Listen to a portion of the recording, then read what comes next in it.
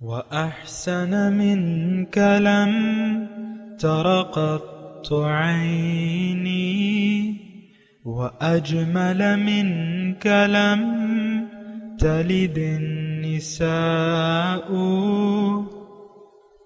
خلقت مبرأ من كل عيب خلقت مبرأ من كل عيب كأنك قد خلقت كما تشاء كتاب أنزلناه إليك مبارك ليدبروا آياته وليتذكر أولو الألباب. یہ کتاب برکت والی ہے جسے ہم نے آپ کی طرف نازل فرمایا ہے تاکہ دانش مند لوگ اس کی آیتوں میں غور و فکر کریں اور نصیحت حاصل کریں. اللہم صلی علی سیدنا محمد وعلی آل سیدنا محمد بعدد کل ذرۃ مئۃ الف الف مرۃ. سامعین و ناظرین اکرام، السلام علیکم ورحمۃ اللہ وبرکاتہ. سامعین اکرام، سورہ بقرہ آیت نمبر 283، درس نمبر 234. آج کا موضوع کیا ہمارا دل گناہگار ہے؟ اس کے ساتھ آج کے سبق کا آغاز کرتے ہیں. سب سے پہلے گزشتہ سبق کا اعادہ ہوگا. اعوذ باللہ من الشیطان الرجیم. پناہ مانگتا ہوں میں اللہ کی شیطان مردود سے. بسم اللہ الرحمن الرحیم. شروع اللہ کے نام سے جو بڑا مہربان نہایت رحم والا ہے. یا ایہا الذین آمنوا اتقوا اللہ وذروا ما بقی من الربا ان کنتم مؤمنین. مومنو، خدا سے ڈرو اور اگر ایمان رکھتے ہو تو جتنا سود باقی رہ گیا ہے اس کو چھوڑ دو. فَإِن لَّمْ تَفْعَلُوا فَأْذَنُوا بِحَرْبٍ مِّنَ اللَّهِ وَرَسُولِهِ وَإِن تُبْتُمْ فَلَكُمْ رُءُوسُ أَمْوَالِكُمْ لَا تَظْلِمُونَ وَلَا تُظْلَمُونَ. اگر ایسا نہ کرو گے تو خبردار ہو جاؤ کہ تم خدا اور رسول سے جنگ کرنے کے لیے تیار ہوتے ہو، اور اگر توبہ کر لو گے اور سود چھوڑ دو گے تو تم کو اپنی اصلی رقم لینے کا حق ہے، جس میں نہ اوروں کا نقصان اور نہ تمہارا نقصان.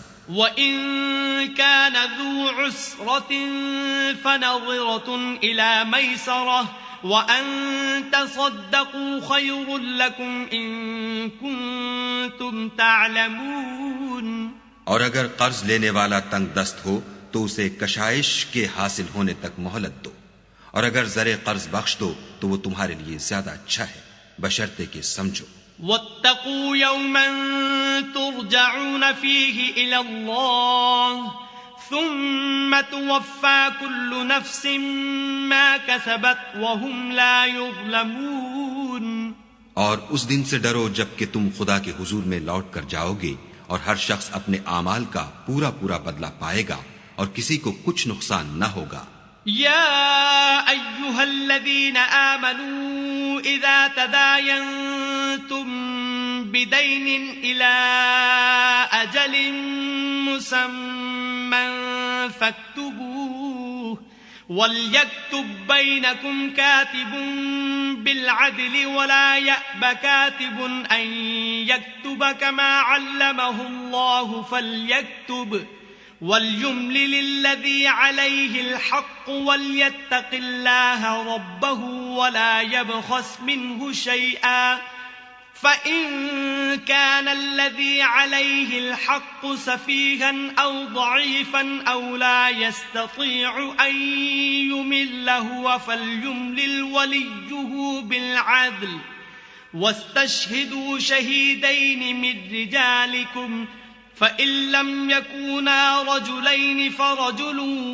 وَامْرَأَتَانِ مِمَّن تَرْضَوْنَ مِنَ الشُّهَدَاءِ أَن تَضِلَّ إِحْدَاهُمَا أن تضل إحداهما فتذكر إحداهما الأخرى ولا يأبى الشهداء إذا ما دعوا ولا تسأموا أن تكتبوه صغيرا أو كبيرا إلى أجله ذلكم أقسط عند الله وأقوم للشهادة وأدنى ألا ترتابوا إلا أن تكون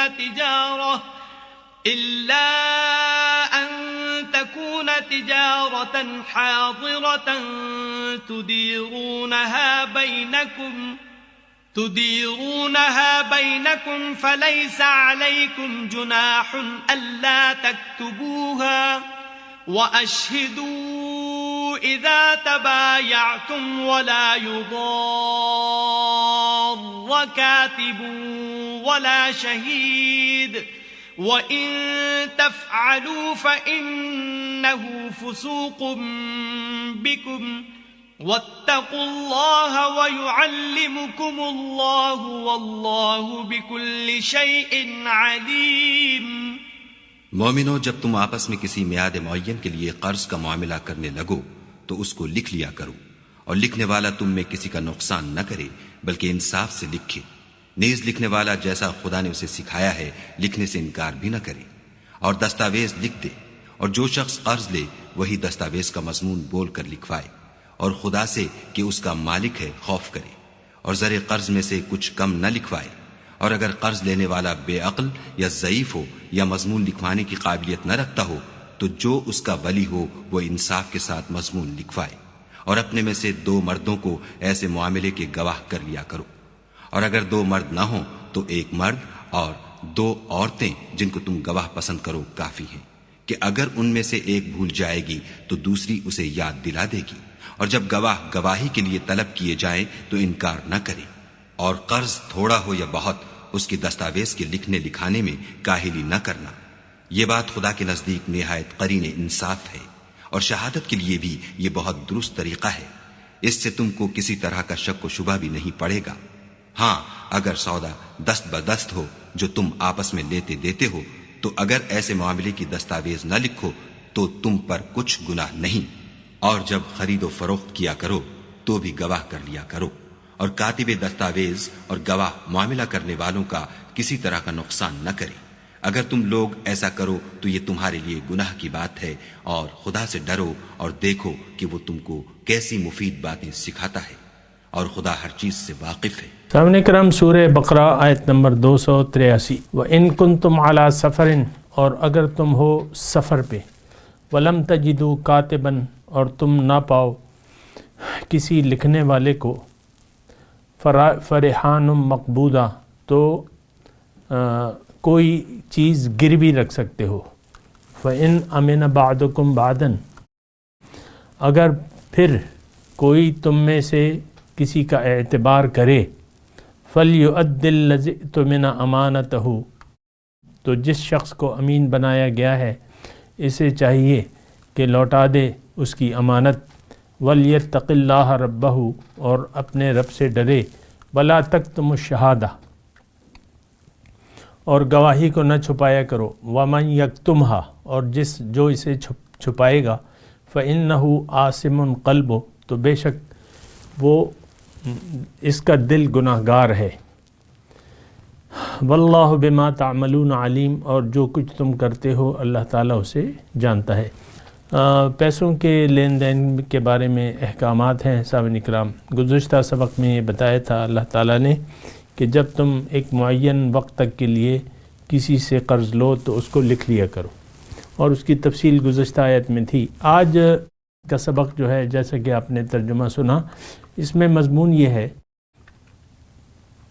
کہ اگر کوئی آدمی سفر پہ ہے اور لکھنے والا نہیں ہے تو گروی کا رہن جس کا سسٹم ہے کہ آپ کوئی چیز رہن میں رکھ لو اپنی رقم کے بدلے، کہ بھئی جب تم یہ لوٹاؤ گے تو یہ چیز اپنی واپس لے جانا، لیکن جو چیز رہن رکھی جائے اس سے وہ فائدہ نہیں اٹھا سکتا۔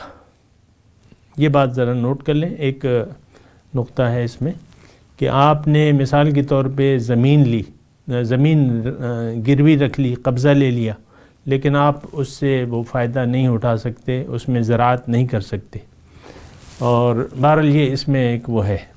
پھر اللہ تعالیٰ نے فرمایا اس میں کہ تمہارے پاس جو چیز امانت رکھوائی جائے اور جب وہ لوٹا دے قرض تو وہ اس کی امانت اس کو واپس لوٹا دو، اور اپنے رب سے ڈرو، وَلْيَتَّقِ اللَّهَ رَبَّا۔ اور شہادت کا اگر موقع ہے، گواہوں کی شہادت کا، تو اللہ تعالیٰ گواہوں کو کہہ رہا ہے کہ تم گواہی کو نہ چھپاؤ۔ وَمَن يَكْتُمْهَا، جو اسے چھپائے گا تو فَإِنَّهُ آثِمٌ قَلْبُهُ، دل کا گناہ گار ہوگا۔ دیکھیں اصل میں تو دل ہی گناہ گار ہوتا ہے۔ ہم جو زندگی گزار رہے ہیں، یہ بات میں ویسے ہی آپ کو کہہ رہا ہوں، یعنی ایک وسیع تناظر میں آپ کو یہ بات کہہ رہا ہوں کہ اصل میں تو دل کا ایک فیصلہ ہوتا ہے دنیا کے بارے میں۔ دیکھیں اللہ تعالیٰ کے احکامات ہیں، تھوڑا سا میری بات کو آپ سمجھنے کی کوشش کریں۔ اللہ کے حکم کے مطابق زندگی گزار کر ہی انسان کا بیڑا پار ہو سکتا ہے یا وہ کامیاب ہو سکتا ہے۔ اگر کوئی اللہ کے احکامات کے قبول کرنے میں حیل و حجت سے کام لے، یا پوری طرح عمل نہ کرے، یا اس میں رکھنے ڈھونڈے، یا یعنی کسی بھی طریقے سے اگر کوئی اس میں کمی کرتا ہے اللہ کے حکم کو ماننے میں یا اللہ کے حکم کے مطابق زندگی گزارنے میں، تو یہ ایک بنیادی، یہ آثم قلبوں کی میں بات کر رہا ہوں، دل کا گناہ گار۔ اصل جو فیصلہ ہے وہ آپ کا ابتدائی ایک فیصلہ ہوتا ہے زندگی گزارنے کے بارے میں۔ ہمارا حقیقت میں ہمارا جو ایمان ہے، اسلام ہے، یہ تو رہن ہے، مطلب یہ زمانے کی ایک روش ہے، یا ہم مسلمان کے گھر میں پیدا ہوئے ہیں، حقیقت میں ہم نے اسلام نہ قبول کیا ہے، نہ قبول کرنے کے لیے تیار ہیں۔ یہ ایک بات نوٹ کر لیں، چھوٹی سی بات ہے، اس کے دلائل بھی ہیں، لیکن اس وقت میں آپ کو وہ دلائل نہیں بتا سکتا، وہ آپ کے سامنے بالکل واضح ہیں۔ بنیادی طور پہ انسان اگر اپنی منزل دنیا کو بنا لے اللہ کے علاوہ، یعنی اللہ کی بجائے، علاوہ نہیں، دو منزل تو ہو نہیں سکتی، اللہ کی بجائے اگر کوئی ظاہر کو منزل بنا لیتا ہے، دنیا کو ترجیح دے دیتا ہے، تو اب یہ فیصلہ جو ہے، یہ دل، یہ ایک دلی فیصلہ ہے، اور یہ دل کا گناہ ہے۔ اب میں آپ کو یہ بتا رہا ہوں کہ اس سے گناہ سرزد ہوتے چلے جائیں گے۔ آپ نے اگر جھوٹ کو اپنی منزل بنا لیا، یا ایک جھوٹا فیصلہ کر لیا، یا جھوٹ کو سچ جان لیا۔ دیکھیں جھوٹ یہ ہے کہ جھوٹ کیا ہے کہ دنیا ہی میرا مستقبل ہے، اور دنیاوی کامیابی میری اصل ہے، اور میں دنیا ہی کے لیے زندگی گزاروں گا یا گزاروں گی۔ یہ فیصلہ دیکھیں ہم نے، یعنی بالکل، اب کیا کہوں، اس کے علاوہ تو کچھ کہنے کے علاوہ تو کچھ بات ہی نہیں ہے۔ ہم نے یعنی بچپن سے ایسے ایک راستے پر چل رہے ہیں، ہمارے آبا و اجداد جو تھے وہ بھی صحیح راستے پر نہیں تھے، اور ان کو بھی راستے کا پتہ نہیں تھا، اور ہم نے انہی کے نقش قدم پر ہم چل رہے ہیں، اور اپنا راستہ بدلنے کے لیے ہم تیار نہیں ہیں۔ اور یہ ایک جھوٹ ہے کہ دنیا حق ہے، سچ ہے، اس کی کمائی جو ہے وہ کامیابی ہے، یہ ایک جھوٹ ہے۔ اس جھوٹ پہ آپ نے یقین کر لیا تو اب یہ ساری زندگی آپ جھوٹ سے اپنا دامن نہیں چھوڑا سکیں گے۔ اور یعنی بنیاد، اگر زندگی کی بنیاد آپ نے جھوٹ پر رکھ دی تو ساری زندگی آپ کی باطل ہو جائے گی، اور اس میں اگر کوئی نیک اعمال ہوں بھی تو وہ بھی باطل ہو جائیں گے۔ یہ ایک نقطہ ہے، اگر آپ سمجھنے کی کوشش کریں، اور سمجھنا چاہیے۔ ہم لوگ تو سمجھنا بھی نہیں چاہتے نا، مطلب ہمارا جو طریقہ کار ہے یا رویہ ہے، ہماری جو روش ہے، یہ اصل میں بالکل بدل چکی ہے۔ ہماری روش ہونی چاہیے تھی مومنانہ، سوچ سمجھ کے ہمیں ایمان قبول کرنا چاہیے تھا، جو کہ ہم نے نہیں کیا، اور کرنا بھی نہیں چاہتے، یعنی مستقبل میں بھی ہم صاحب ایمان ہونا نہیں چاہتے. ہمارا دنیا پہ یقین ختم ہی نہیں ہو سکتا. یہ میں بڑی دکھ والی باتیں کہہ رہا ہوں، لیکن سچ یہ ہے کہ جو یقین ہم نے دنیا پر بنا لیا ہے، اب بہت مشکل ہے کہ آپ اس ارادے کو بدل دیں. دنیا میں اپنا رخ بدل دیں، رخ پھیر کے اللہ کی طرف کر لیں، یا اخروی کامیابی کو آپ اصل سمجھ کے اس کے لیے کوششیں شروع کر دیں. مجھے یہ بہت مشکل نظر آ رہے ہیں. دیکھیں یہ مضامین میں بیان کر رہا ہوں، اللہ کا فضل ہے کہ ایک کافی ٹائم ہو گیا ہے، لیکن بات یہ ہے کہ لوگ سنتے تو ہیں لیکن اپنی زندگی بدلنے کے لیے تیار نہیں ہوتے، اور نہ اپنا رخ بدلتے ہیں، رخ بدل کے اللہ کی طرف کرنے کے لیے کوئی تیار نہیں ہے. تو بہرحال یہ بات غلط ہے، اور لیکن اس کا نتیجہ آپ کو خود بھگتنا ہوگا. یہ میں تھوڑی سی بات کہتا ہوں، آپ کسی کو بھی نقصان نہیں پہنچا سکتے سوائے اپنے کے، کیونکہ قیامت کے دن کوئی بوجھ اٹھانے والا کسی اور کا بوجھ نہیں اٹھائے گا. آپ کو اپنا بوجھ خود ہی اٹھانا ہوگا. آپ نے غلط فیصلہ کیا ہے، آپ نے جھوٹ کو سچ مان لیا ہے، اور جھوٹ کے پیچھے آپ چل رہے ہیں، باطل کے پیچھے آپ رواں دواں ہیں. ساری زندگی آپ نے باطل کو مقصد بنا کے گزار رہے ہیں اور گزارنا چاہتے ہیں آئندہ کی زندگی بھی. یہ بھی ایک یعنی بات ہے نا. تو اس صورت میں آپ کی کامیابی کا کوئی چانس نہیں ہے، نہ مغفرت ہے نہ شفاعت ہے. یہ بات نوٹ کر لیں. آپ نے تو بڑی امیدیں لگائی ہوئی ہیں، لیکن ایسی کوئی بات نہیں ہے. بخشش، شفاعت، مغفرت تو اس شخص کے لیے ہے جو اللہ تعالیٰ کی طرف رجوع کر لیا، جس نے اللہ کو منزل بنا لیا اور اللہ کے راستے پر پوری محنت کے ساتھ وہ چلنے لگا اور محتاط زندگی گزار رہا ہے. وہ اس کے لیے لہم مغفرت و اجر کبیر. یہ میں نے آپ کو آیت پڑھ کے سنائی ہے سورہ ملک کی. ان الذین یخشون ربہم بالغیب لہم مغفرت و اجر کبیر. جو لوگ بن دیکھے اپنے رب سے ڈرتے ہوں، یعنی رب کی ناراضگی سے ڈرتے ہوں اور رب کے عذاب سے ڈرتے ہوں، بن دیکھے، کیونکہ آخرت کا، دوزخ کا عذاب تو نہ ہم نے دیکھا ہے نہ دیکھ سکتے ہیں ان ظاہری آنکھوں سے. پھر اللہ بھی ہماری نظر سے غائب ہے، اگرچہ اس کی نشانیاں چار سو موجود ہیں، وہ ایک الگ بات ہے. ہم خود، انسان خود اللہ تعالیٰ کی ایک بہت بڑی نشانی ہے. یہ سورج، یہ چاند، یہ ستارے، یہ پھل، یہ سبزیاں، یہ جانور، یہ چرند پرند، یہ سب کچھ جو ہے اللہ کی نشانیاں ہیں، اور یہ اللہ کے حکم کے تابع ہے. صرف ایک انسان جو ہے وہ اللہ کے حکم کے برخلاف، یعنی فطرت کے خلاف زندگی گزار رہا ہے. لیکن اللہ تعالیٰ نے قرآن میں واضح طور پہ لکھ دیا ہے کہ یا ایھا الناس انما بغیکم علی انفسکم. اے لوگو، تمہاری جو بغاوت ہے اس کا اثر تم ہی پر ہوگا.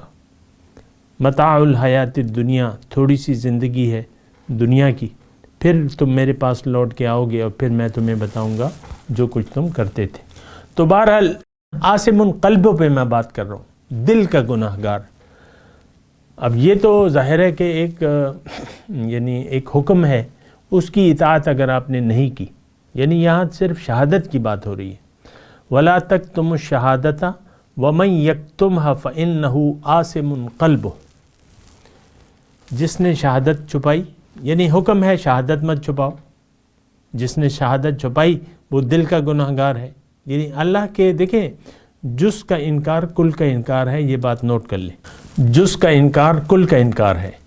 اگر آپ کل کا انکار کرتے ہیں تو آپ یعنی اللہ کے احکامات کو، ایک احکامات کیا، آج دیکھیں اس بات میں زیادہ دلائل کی دینے کی مجھے ضرورت بھی نہیں ہے. اس کی وجہ یہ ہے کہ ہماری تو ساری زندگی جو ہے وہ اللہ کے حکم کے خلاف گزر رہی ہے. ہماری ساری زندگی دنیا کے لیے گزر رہی ہے. دنیا ہی کو ہم نے اپنی منزل بنا لیا ہے اور دنیا ہی کے لیے جی رہے ہیں اور جینا چاہتے ہیں. بڑی شرمناک بات ہے اگر کوئی ایسا ہے بڑی شرمناک اور بڑی نقصان دہ، بہت بڑا نقصان ہوگا اسے اگر کوئی ایسا مسلسل کرنا چاہتا ہے۔ تو اللہ تعالیٰ نے بہت دفعہ فرمایا ہے کہ الم یأن للذین آمنوا ان تخشع قلوبہم لذکر اللہ وما نزل من الحق، کیا مومنوں کے لیے وہ وقت نہیں آیا ہے کہ ان کے دل جھک جائیں اللہ کی یاد میں اور جو کچھ اللہ نے حق سے نازل کیا ہے۔ واللہ بما تعملون علیم، اللہ تعالیٰ جو کچھ تم کرتے ہو اللہ تعالیٰ اسے جانتا ہے۔ بہرحال آپ کو میں نے عرض کیا ہے اور واضح طور پہ میں نے آپ کو بتایا کہ ایسا نہ کیجیے، اللہ کا خوف کیجیے، یعنی اللہ کی ناراضگی کا خوف، اور اس کے یعنی اس کی ذات کے آگے آپ سر جھکا دیں اور جھکائے رکھیں۔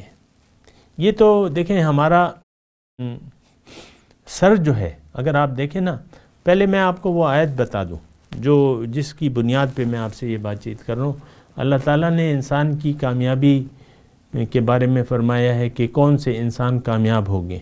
اللہ تعالیٰ نے قرآن میں فرما دیا ہے کہ بلا من اسلم وجہہ للہ وہو محسن فلہ اجرہ عند ربہ ولا خوف علیہم ولا ہم یحزنون، بلکہ جس نے اپنا سر جھکا دیا اللہ کے سامنے، یعنی اللہ کے حکم کے سامنے،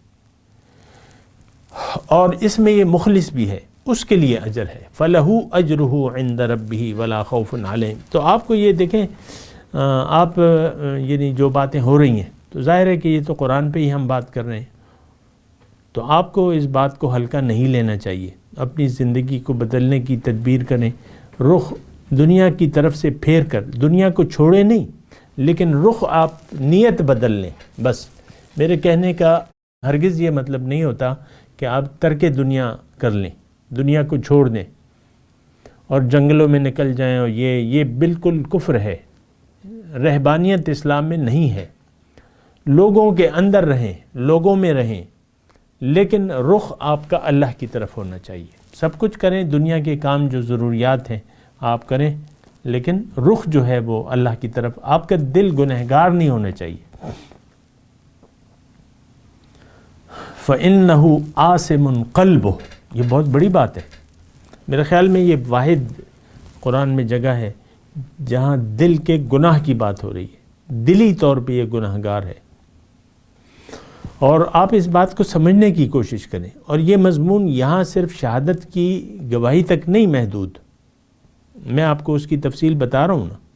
یہ تو ایک فیصلہ ہے جو آپ نے کر لیا، آپ اب کیا ہوگا؟ غلط فیصلہ آپ نے کر لیا زندگی کے بارے میں، رخ آپ نے اللہ کی طرف سے ہٹا کے دنیا کی طرف کر لیا، دنیا ہی اب آپ کا مقصود ہے، محبوب ہے، مطلوب ہے، اب آپ کا دل گناہ گار ہے۔ یہ جو دلی فیصلہ ہے، دیکھیں عرض کرتا ہوں کہ دیکھیں انسان جو کچھ بھی کرتا ہے تو پہلے یہ اپنی دل کا ارادہ دیکھتا ہے، دلی، میری تو دلی خواہش ہی ہے۔ آپ بعض اوقات کسی بھی جگہ کوئی بھی یہ جملہ استعمال ہو سکتا ہے کہ بھئی میری تو دلی خواہش ہی ہے، تو خواہش، دل تو خواہشات کا مرکز ہے نا، اور اگر آپ نے دل سے یہ فیصلہ کر لیا کہ نہیں، اللہ کے سامنے نہیں، دنیا کے سامنے میں نے سر جھکانا ہے، اور یہ ہم میں سے اکثر لوگوں نے ایسا فیصلہ کیا ہوا ہے، سامنے کرام، دل سے یہ چاہتے ہیں، ہم دل سے چاہتے ہیں، دل سے مال و دولت کو بھی چاہتے ہیں، مال و دولت سے پیار ہے، بیگم صاحبہ سے پیار ہے، اولاد سے پیار ہے، شوہر صاحب سے پیار ہے، مثال کے طور پہ عرض کر رہا ہوں، دنیا میں رہنا آپ کو اچھا لگتا ہے، دنیا ہی میں آپ کا دل لگا ہے، تو یہ اصل میں تو دل گناہ گار ہو گیا آپ کا۔ فَإِنَّهُ عَاصِمٌ قَلْبُهُ، یہ دلی گناہ گار ہے، اس کا دل گناہ گار ہے۔ تو یہ تو آپ ذرا اس بات کو محسوس کریں، جج کریں، احتساب کریں اپنا کہ آپ کا دل لگا ہوا کہاں ہے۔ اگر دنیا ہی میں آپ کا دل لگا ہوا ہے تو آپ دل کے گناہ گار ہیں۔ باقی تو احکامات ہیں، دیکھیں میں آپ کو ایک عرض کرنا چاہتا ہوں، وہ یہ ہے کہ اگر آپ کا رخ دنیا کی طرف ہو گیا، دنیا ہی آپ کی منزل ٹھہری، دنیا ہی آپ کو اچھی لگتی ہے اور دنیا ہی کو آپ چاہتے ہیں، تو اب نیکی کا سوچنا چھوڑ دیں، جو کچھ بھی آپ کریں گے وہ بظاہر نیکی ہوگی، لیکن ہوگی وہ برائی، کیونکہ آپ نے تو اپنے مقصد وجود سے ہی انکار کر دیا۔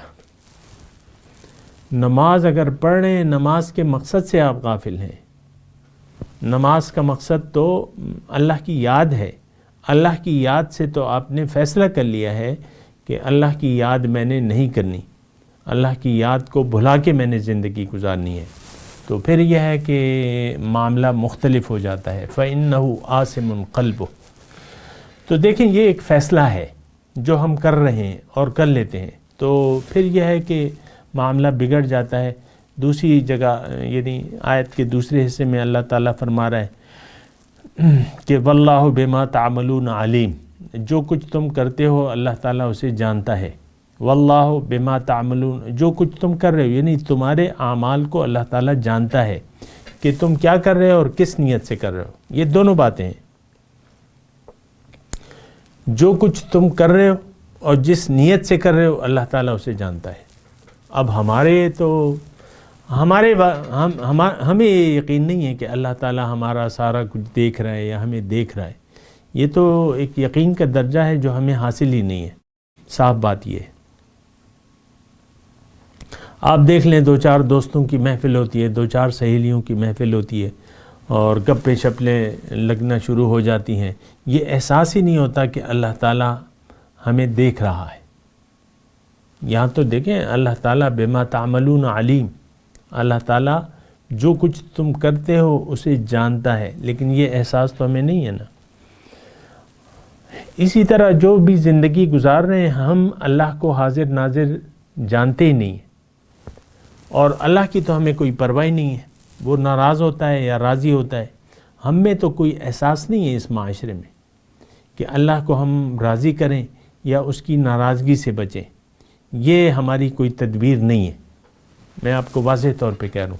تو اب اس کا مطلب یہ ہے کہ آپ نے تو سر جھکا دیا ہے غیر اللہ کے سامنے، اللہ کے ماں سوا کے سامنے آپ نے سر جھکا دیا ہے، اور اب آپ غیر ہی کی بندگی کر رہے ہیں، غیر کی عبادت کر رہے ہیں، غیر کے آپ کے سر جھکا ہوا ہے۔ اور اس ایک شعر مجھے یاد آ رہا ہے، پورا شعر تو نہیں ہے لیکن اس کا ایک حصہ ہے کہ تو جھکا جب غیر کے آگے، نہ تن تیرا نہ من تیرا۔ تو غیر کے آگے ہم نے سر جھکایا ہوا ہے، جھکانا تو چاہیے تھا اللہ کے سامنے۔ بلا من اسلم وجہہ للہ وہو محسن فلہ اجرہ عند ربہ ولا خوف علیہم ولا ہم یحزنون، لیکن ہمارا سر جھکا ہوا ہے غیر کے آگے، اور یہ ہم ایک تو سر جھکایا ہوا ہے غیر کے آگے، دوسرا کسی کی وعظ و نصیحت ہم پہ اثر ہی نہیں کر رہی۔ آپ یہ بھی دیکھیں نا، چلے میں اپنے آپ کو نہیں بتا رہا، لیکن اللہ تعالیٰ نے یعنی حضور صلی اللہ علیہ وسلم جب مدینے میں موجود تھے تو بہت سے منافق بھی آتے تھے، ان کی مجلس میں بیٹھتے تھے، سنتے تھے۔ وَمِنْهُمْ مَنْ يَسْتَمِعُ إِلَيْكَ أَفَأَنْتَ تُسْمِعُ الصُّمَّ الدُّعَاءَ إِذَا وَلَّوْا مُدْبِرِينَ، او کما قال سورہ انعام کی آیت ہے،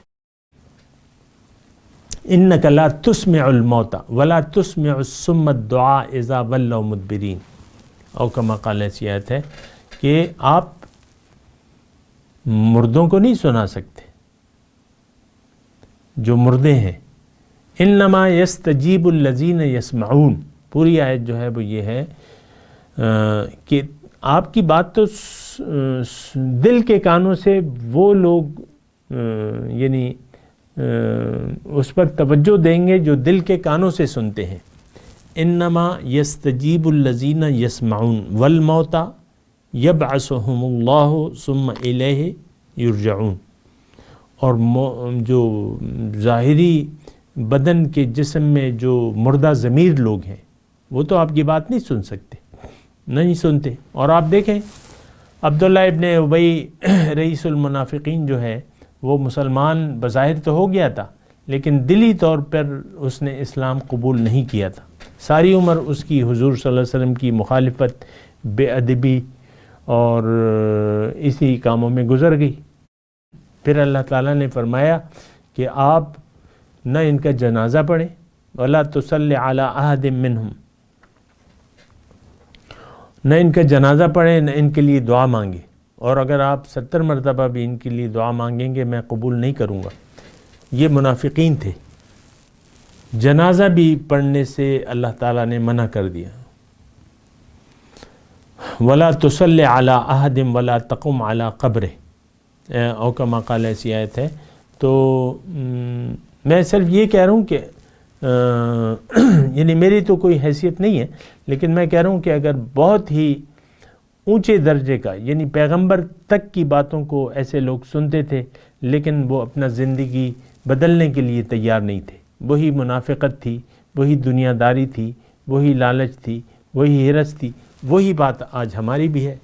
میں تو آپ کے سامنے قرآن پیش کر رہا ہوں، اپنی خواہشات تو میں آپ کے سامنے نہیں پیش کر رہا، اور نہ میں آپ سے کسی اجر کا طالب ہوں، لیکن خواہش تو ضرور رکھتا ہوں کہ کوئی تو ہو ایسا کہ اللہ کی طرف اپنا راستہ اپنا لے اور اللہ کو منزل بنا کے اپنی زندگی اللہ کے لیے گزارے۔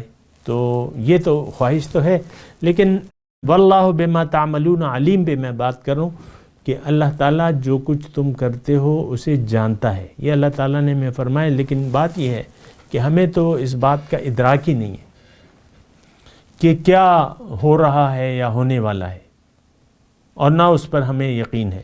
جو کچھ ہمیں مستقبل میں پیش آنے والا ہے اس کے بارے میں ہمیں یقین کا ادنا درجہ بھی حاصل نہیں ہے۔ دیکھیں، ایک بات کے بارے میں اگر آپ کو شک بھی ہو جائے نا، تو پھر آپ وہ بات، یعنی اس کی برائی کے بارے میں، مثال میں ایک آپ پیاسے ہیں، ایک پانی رکھا ہوا ہے ایک گلاس میں، اور آپ پینا چاہتے ہیں، دور سے کوئی آواز لگاتا ہے، آپ آواز لگانے والے کی صرف آواز کو سن لیتے ہیں اور کہتے ہیں یہ پانی نہ پینا، یہ زہر آلود ہے۔ تو مجھے بتائیے، اب وہ آدمی بھی نہیں ہے، یا مثال کے طور پہ ایک شخص ہے اور اس کی سچائی پہ آپ کو شک ہے، اور تو پانی میں وہ کہتا ہے کہ یار اس میں تو یعنی کچھ کیمیکل ہے، یہ بڑا نقصان پہنچائے گا، تو پھر یعنی آپ کا شک پیدا ہو گیا۔ آپ نے گلاس اٹھایا ہوا تھا، پینے ہی والے تھے، اتنے میں اس نے کہا کہ بھئی یہ تو ٹھیک نہیں ہے، تو آپ مجھے بتائیں کہ وہ پی لیں گے آپ؟ دیکھیں، شک بھی ہو جائے نا تو انسان وہ کام نہیں کرتا۔ اللہ کی نافرمانی ہمارے لیے تباہ کن ہے، یہ تو سچی بات ہے، لیکن ہمیں شک بھی نہیں ہے کہ تباہ کن، ہمارا یقین ہے کہ کوئی کچھ بھی نہیں ہے، کرتے رہتے ہیں۔ آپ تو دیکھ لیں، ظاہر معاشرے کو دیکھ لیں، معاشرہ کس طرف جا رہا ہے، یہ تو سارا نافرمانی کے روش پر چل رہا ہے، نافرمان معاشرہ ہے یہ، ادنا سے لے کر اعلیٰ تک نافرمانی ہمارا شیوا بن چکی ہے۔ لیکن یہ ساری باتیں اس پر آپ نے سوچنا ہوگا۔ میں تلاوت کرتا ہوں، میرے ساتھ دہرائیے۔ اعوذ باللہ من الشیطان الرجیم، بسم اللہ الرحمن الرحیم۔ وَإِن كُنتُمْ عَلَى سَفَرٍ وَلَمْ تَجِدُوا كَاتِبًا فَرِحَانٌ مَقْبُوضَةٌ فَإِنْ أَمِنَ بَعْضُكُمْ بَعْضًا فَلْيُؤَدِّ الَّذِي اؤْتُمِنَ أَمَانَتَهُ وَلْيَتَّقِ اللَّهَ رَبَّهُ وَلَا تَكْتُمُوا الشَّهَادَةَ وَمَنْ يَكْتُمْهَا فَإِنَّهُ آثِمٌ قَلْبُهُ واللہ بما تعملون علیم۔ اب ان آیت کی تلاوت اور ترجمہ۔ اعوذ باللہ من الشیطان الرجیم، پناہ مانگتا ہوں میں اللہ کی شیطان مردود سے۔ بسم اللہ الرحمن الرحیم،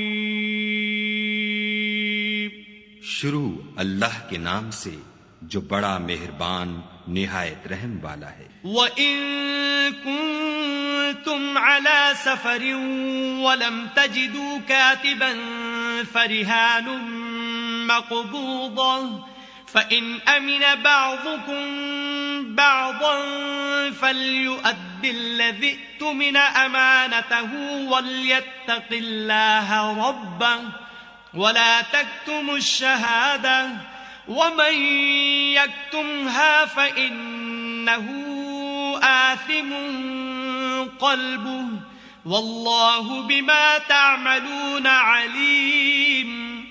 اور اگر تم سفر پر ہو اور دستاویز لکھنے والا نہ مل سکے تو کوئی چیز رہن باقبضہ رکھ کر قرض لے لو، اور اگر کوئی کسی کو امین سمجھے یعنی رہن کے بغیر قرض دے دے تو امانت دار کو چاہیے کہ صاحب امانت کی امانت ادا کر دے، اور خدا سے جو اس کا پروردگار ہے ڈرے، اور دیکھنا شہادت کو مت چھپانا، جو اس کو چھپائے گا وہ دل کا گناہگار ہوگا، اور خدا تمہارے سب کاموں سے واقف ہے. اس کے ساتھ ہی سامعین کرام آج کے درس کا وقت اختتام کو پہنچا. انشاءاللہ اگلے درس میں ملاقات ہوگی. وآخر دعوانا ان الحمد للہ رب العالمین. والسلام علیکم ورحمۃ اللہ وبرکاتہ. مولایا صلی وسلم دائما ابدا على حبیبک خیر الخلق کلہم.